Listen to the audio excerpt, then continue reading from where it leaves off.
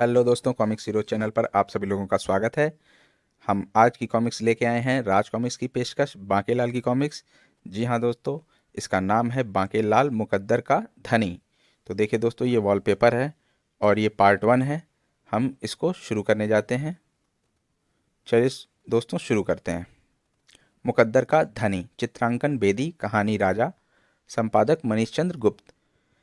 विशालगढ़ के राजा विक्रम सिंह के महल में बांकेलाल के दिन बड़े मजे से गुजर रहे थे। महल में उसके खाने पीने में कोई कमी नहीं थी। एक दिन बांकेलाल दरबार में बैठा हुआ था कि तभी, दुहाई है महाराज, मैं लुट गया, बर्बाद हो गया, बहु हु। अरे, यह तो नगर श्री सुदर्शन पाल है, लेकिन यह इस तरह फटेहाल क्यों है, हैं? फरियादी, तुम्हें जो भी कहना है साफ साफ कहो। महाराज, मेरे वर्षों की गाढ़ी कमाई को चोर चुरा कर ले गए, मैं बर्बाद हो गया, बहु। क्या? हमारे राज्य में चोरी? महामंत्री धर्म सिंह, आप स्वयं जल्दी से जल्दी इस चोरी का और चोर का पता लगवाएं। सेठ जी का चोरी गया धन इन्हें हर हाल में वापस मिलना चाहिए। जी महाराज। लेकिन महामंत्री धर्म सिंह इससे पहले कि उस चोरी का पता लगा पाते कि दूसरे ही दिन दरबार में नगर का एक और मशहूर सेठ चक्रधर फटेहाल पहुंचा। और क्या? तो तुम्हारे यहां भी सेंध लग गई? जी महाराज, मैं तो इस चोरी के कारण दाने दाने को मोहताज हो गया हूं। मेरा कारोबार लेन देन का था, हैं? इसलिए मैं बाजार का इतना कर्जदार हो गया हूं कि अब मेरे सामने आत्महत्या कर लेने के सिवा और कोई रास्ता नहीं रह गया है। सुबुक सुबुक। निराश ना हो सेठ चक्रधर, हम शीघ्र ही न केवल चोरों का पता लगवा लेंगे, बल्कि जल्दी ही आपको आपका चोरी गया धन भी वापस दिलवा देंगे। और हाँ, तब तक आपके सारे खर्चे राज्य की ओर से पूरे किए जाएंगे। इस तरह चक्रधर को आश्वासन देकर विदा किया गया। लेकिन बहुत कोशिश के बाद भी नगर में हुई चोरी की वारदातों का कोई सुराग नहीं लग सका। उफ, अब मैं किस तरह महाराज को अपनी असफलता की कहानी सुनाऊं, जबकि चोर पूरी तरह सक्रिय थे। संपत, जल्दी जल्दी सेठ की सारी संपत्ति बटोरो और निकल लो यहाँ से। हाँ चंपत राम, हमारे यहाँ से जल्दी ही चंपत हो लेने में ही हमारी भलाई है, क्योंकि इस समय राज्य की सेना सिर्फ हमारी ही तलाश में है। ही। इसी कारण स्वयं राजा, मंत्रीगण व राज्य के सारे सैनिक अधिकारी हैरान व परेशान थे। महामंत्री जी, यह सब क्या हो रहा है? आप नगर में हो रही चोरियों को रोकने व चोरों को गिरफ्तार करने का कोई उपाय क्यों नहीं करते?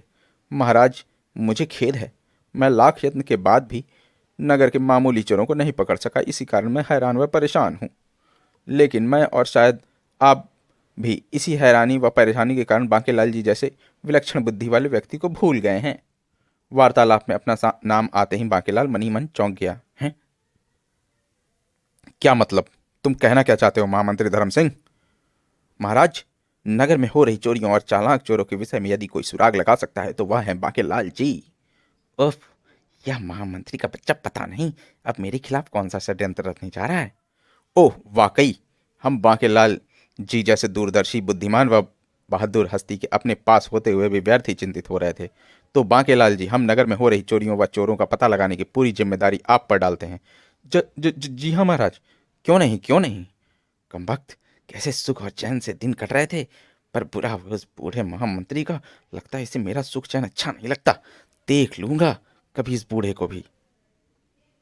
जबकि बांकेलाल के मन में उठ रहे विचारों से अनभिज्ञ राजा उससे कह रहा था, हमें आपसे इसी उत्तर की उम्मीद थी बांकेलाल जी। महामंत्री जी, उन चोरों की खोज कार्य में जो धन या सुविधा की आवश्यकता हो वह बांकेलाल जी को खजाने से दी जाए। जी महाराज। इस तरह बांकेलाल नगर के चोरों की खोज में निकल पड़ा। हं, उल्लू राजा, भला यह भी कोई बात है? जिन चोरों को पूरे राज्य की सेना ना पकड़ सकी उन्हें मैं अकेला कैसे पकड़ सकता हूँ? राजा समझता है कि मेरे पास अलादीन का चिराग है जो मैं चोरों का पता लगा लूंगा। खैर, मुझे क्या, राज्य की ओर से उन चोरों की खोज के लिए मुझे जो धन सुविधा मिलती है, क्यों ना मैं उससे मौज उड़ाऊं। फिर चोरों की खोज के लिए प्रतिदिन राजा की ओर से मिलने वाले धन से वह खूब मौज उड़ाने लगा। वाह वाह, क्या नाचती हो चमेली जान, बस दिल निकाल लेती हो। और बांकेलाल ने खुश होकर उसे एक हार इनाम में दिया। हम तुम्हारे नाच से खुश होकर यह हार तुम्हें देते हैं। असली मोतियों का हार बहुत कीमती होगा। अपने बाप का क्या है, चोरों को पकड़ने के लिए जो धन मिल रहा है उसी से खरीदा है। बांकेलाल को बचपन में की गई शरारत के कारण शिव का ऐसा साप मिला था कि जब भी वह किसी का बुरा करने की कोशिश करेगा उस आदमी को हानि के बजाय लाभ होगा। और इसी चक्कर में बांकेलाल को भी थोड़ा सा लाभ हो जाएगा। बांकेलाल के संबंध में शुरू से जानने के लिए पूर्व प्रकाशित कॉमिक्स बांकेलाल का कमाल और कर बुरा हो भला अवश्य पढ़िए। दोस्तों, ये दोनों कॉमिक्स का लिंक आपको इसके डिस्क्रिप्शन में मिल जाएगा, इसे आप वहां पर खोलकर पढ़ सकते हैं फिर से। इस तरह मौज उड़ाते बहुत दिन हो गए तो एक दिन बांकेलाल ने सोचा, अरे मौज मस्ती करते बहुत दिन हो गए, अब यहाँ से 9 तो 11 हो ले बेटा बांकेलाल, नहीं तो राजा विक्रम सिंह किसी दिन अब तक का सब खाया पिया निकाल देंगे। और यह सोचते ही एक दिन बांकेलाल घोड़े पर सवार हो वहां से भाग निकला। जब वह नगर के बाहरी बनी एक पुरानी इमारत के सामने से होकर गुजर रहा था तो इमारत के अंदर से आती आवाजें सुनकर वह चौंक पड़ा। देखो रामू, मेरे पास यह 1 लाख स्वर्ण मुद्राएं हैं, उनमें से 1,500 स्वर्ण मुद्राएं मैं तुमको देता हूँ। वास्तव में उस पुरानी इमारत में एक पाठशाला थी जिसमें अध्यापक बच्चों को गणित पढ़ा रहा था, और यह 350 स्वर्ण मुद्राएं कालू को दे दी, तो बाकी यह मेरे पास 98,150 स्वर्ण मुद्राएं फिर भी बची है ना। जबकि पाठशाला के बाहर खड़े बांकेलाल की आंखें एक नई शरारत के लिए चमक रही थीं। हे भगवान, इस टूटी फूटी इमारत में 1 लाख स्वर्ण मुद्राएं, मैं आज ही इस इमारत में झाड़ू फेर दूंगा, फिर 1 लाख स्वर्ण मुद्राओं के हाथ लगते ही मैं किसी दूसरे राज्य में जाकर ऐश्वर्य से रहूंगा। मन में यह विचार आते ही बांकेलाल एक बार फिर से आगे की ओर चल पड़ा। उस रात नगर के प्रत्येक स्थान पर सैनिक पूरी सतर्कता से पहरा दे रहे थे, लेकिन उन सैनिकों की नज़र से अपने आप को बचाते हुए दोनों चोर चंपत और संपत सेठ जुगनू आड़तिया की दुकान की ओर बढ़ रहे थे। थोड़ी ही देर बाद वे दोनों सेठ जुगनू आड़तिया की दुकान पर छत से नकब काटकर उनकी दुकान के माल को साफ करने में लगे हुए थे। वाह भाई संपत, आज तो हमारी आशा से अधिक संपत्ति हमारे हाथ लगी है। हाँ भाई चंपत, अगर हम इस माल को लेकर चंपत हो जाने में सफल हो गए तो यह हमारे जीवन की सबसे बढ़िया चोरी होगी, हमें माला माल कर देगी और फिर हम कभी चोरी नहीं करेंगे। फिर जैसे ही दोनों चोरी के माल के साथ छत पर पहुंचे कि तभी एक सैनिक की नजर उन पर पड़ गई। दरोगा जी, वह सामने छत पर देखिए, वो दोनों कौन है? हैं? अगले ही पल जब दोनों ने उन सैनिकों को देखा तो, चंपत भाई खतरा, भागो। हैं? खबरदार, कौन हो तुम लोग? नीचे उतर कर यहाँ आओ। दोनों बगल वाली छत पर कूदते हुए भाग निकले। जब तक सैनिक छत पर पहुंचते चोर एक छत से दूसरी छत पर फांदते हुए जल्दी उनकी नजरों से ओझल हो चुके थे। उफ, पता नहीं कमबख्त कहाँ भाग निकले। हाँ दरोगा जी, अगर वे दोनों हमारे हाथ लग जाते तो राजा की ओर से हमें अच्छा खासा इनाम मिलता। अभी दरोगा नेक चंद्र और सैनिक उन चोरों के निकल भागने पर अफसोस कर ही रहे थे कि तभी, नेकचंद, यहाँ क्या कर रहे हो तुम लोग? ओह महामंत्री धर्म सिंह, यहाँ इस समय? वो हम लोग नगर के उन्हीं मशहूर चोरों का पीछा कर रहे थे, लेकिन अफसोस वह हम लोगों को धोखा देकर निकल भागने में सफल हो गए हैं। क्या? तो तुम लोगों ने उन चोरों को देखा है? जी हाँ हुजूर, वो दोनों चोर अभी अभी इस ओर भागे हैं। हो, ठीक है नेकचंद, तुम लोग मेरे साथ उस ओर चलो जिधर वह चोर भागे हैं। हमें चूंकि पहली बार उनका कोई सुराग मिला है, अतः हमें आसानी से हार मानकर उनका पीछा नहीं देना चाहिए। जी हुजूर। फिर स्वयं महामंत्री नेकचंद और सैनिकों के साथ चोरों की खोज में चल पड़ा। इधर बांकीलाल आधी रात में नगर के बाहर वीरान में बनी पाठशाला की उसी टूटी फूटी इमारत के सामने पहुंचा। तो 1 लाख स्वर्ण मुद्राएं प्राप्त करने के लिए अब मुझे इस इमारत में प्रवेश करना पड़ेगा। एक बार स्वर्ण मुद्राएं मेरे हाथ लग जाएं तो दरवाजा तो इस इमारत का कोई खास मजबूत मालूम नहीं पड़ता, थोड़े से यत्न से खुल जाना चाहिए। खैर देखता हूँ। दरवाजे के पास पहुंचकर बांकेलाल ने जैसे ही दरवाजे पर हल्का सा दबाव डाला तो चर चर, अरे यह तो पहले से ही खुला हुआ था। लगता है कुदरत भी इसी चोरी में मेरी सहायता कर रही है। अब शीघ्र ही मैं 1 लाख स्वर्ण मुद्राओं का स्वामी होऊंगा। इमारत के अंदर पहुंचकर आखिर वह कौन सा कमरा हो सकता है जहां वे 1 लाख स्वर्ण मुद्राएं होंगी। तभी ओह, उस सामने वाले कमरे के दरवाजे की झिरी से रोशनी बाहर आ रही है। मुझे देखना चाहिए, कहीं इमारत के स्वामी जाग तो नहीं रहे। फिर दरवाजे की झिरी से कमरे का दृश्य देखते ही बांकेलाल बुरी तरह चौंक पड़ा। हे भगवान, यहाँ तो सोने के आभूषणों का भंडार है। और शायद उसके चौंकने के कारण ही दरवाजे पर हल्का सा दबाव पड़ा तो वह दरवाजा खुल गया। कौन है? हे भगवान, खतरा, भागो बेटा बांकेलाल, वरना तुम्हारी खैर नहीं। और अंदर चोरी के माल का बंटवारा करते चंपत और संपत बांकेलाल को देखकर घबरा गए। तभी, अरे यह तो भाग रहा है चंपत भाई, हो ना हो यह कोई मुसाफिर था या फिर हमारी ही बिरादरी का था। हाँ, लगता तो यही है, लेकिन अब इसके इस तरह निकल भागने से हमें खतरा हो सकता है। इसे रोको। अगली पल, ए, रुक, खबरदार, भागने की कोशिश मत करो वरना मारे जाओगे। लेकिन जब बांकेलाल ने उनकी धमकी की परवाह नहीं की, तब संपत ने अपने कपड़ों में छुपा खंजर निकाला। बचकर कहाँ जाएगा बच्चू, अभी देखता हूं तुझे। और अगले ही पल संपत ने खंजर फेंक कर मारा। आई। दरवाजे से बाहर निकलकर घायल बांकेलाल ने उस मुख्य दरवाजे की बाहर से कुंडी लगा दी।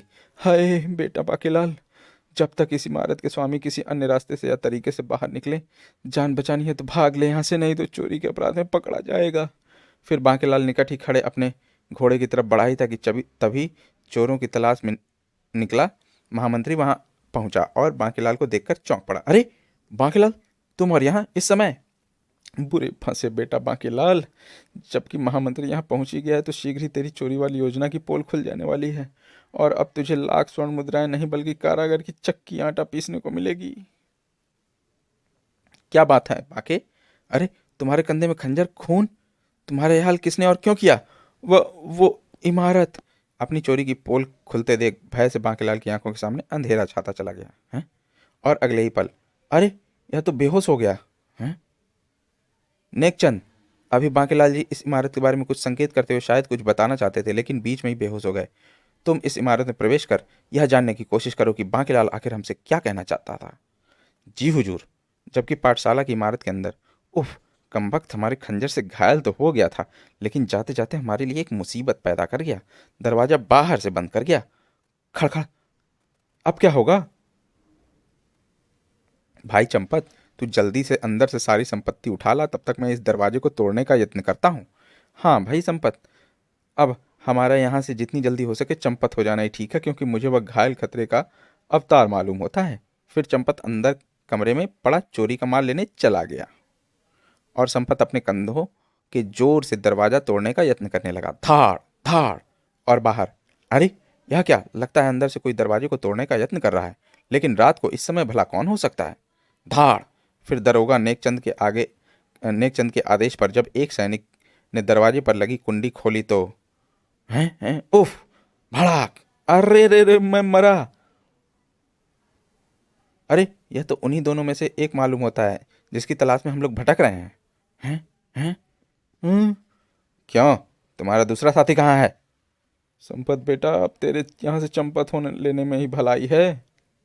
फिर संपत ने जैसे ही भागने की कोशिश की तो सैनिकों ने उसे पकड़ लिया। भाग कर कहाँ जाओगे बच्चों? उफ, अब तो मैं फंस गया चक्कर में। हूँ, तो तुम चोर हो, लेकिन तुम्हारा दूसरा साथी कहाँ है? जी जी वो। तभी, हुजूर, यह देखिए इसका दूसरा साथी, पकड़ लो इसे भी। हैं?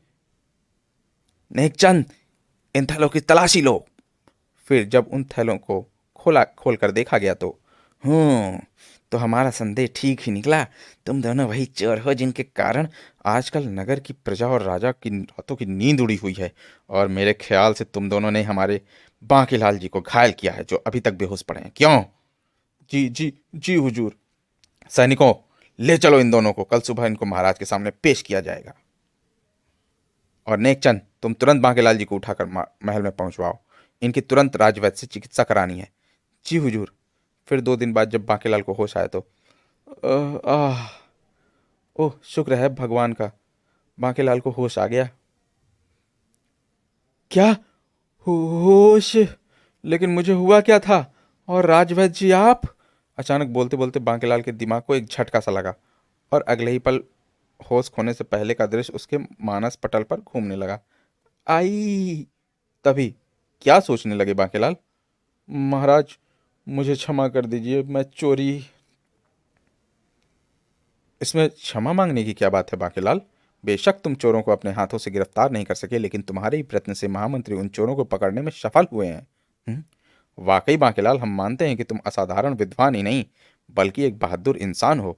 उन चोरों के लिए तुमने अपनी जान की बाजी लगा दी भाई, वाह। जवाब नहीं तुम्हारी कर्तव्य परायणता का। और राजा की पूरी बात सुनते ही बांकेलाल के मस्तिष्क में एक धमाका सा हुआ। वाह, अरे चोर सचमुच ही पकड़े गए। मैं तो यह सोचकर घबरा रहा था कि चोरी के माल के साथ मुझे ही चोर समझकर पकड़ लिया जाएगा। अरे जब ऊपर वाला ही मुझे छप्पर फाड़ कर दे रहा है तो मुझे लेने में क्या हर्ज है। बेटा बांकेलाल, चुपचाप झोली भरते रहो। क्या बात है बांकेलाल, इस समय तुम्हें ज्यादा तकलीफ महसूस हो रही है? जी जी जी महाराज, कोई खास नहीं। दोस्तों, हमारा मुकद्दर का धनी का पार्ट 1 यहीं पर समाप्त होता है। और अब मिलते हैं इसके पार्ट 2 में, जिसका लिंक आपको इसके डिस्क्रिप्शन में दिया हुआ है। आप इसे वहाँ पर खोलकर पढ़ सकते हैं। मिलते हैं अगली कॉमिक्स में। धन्यवाद।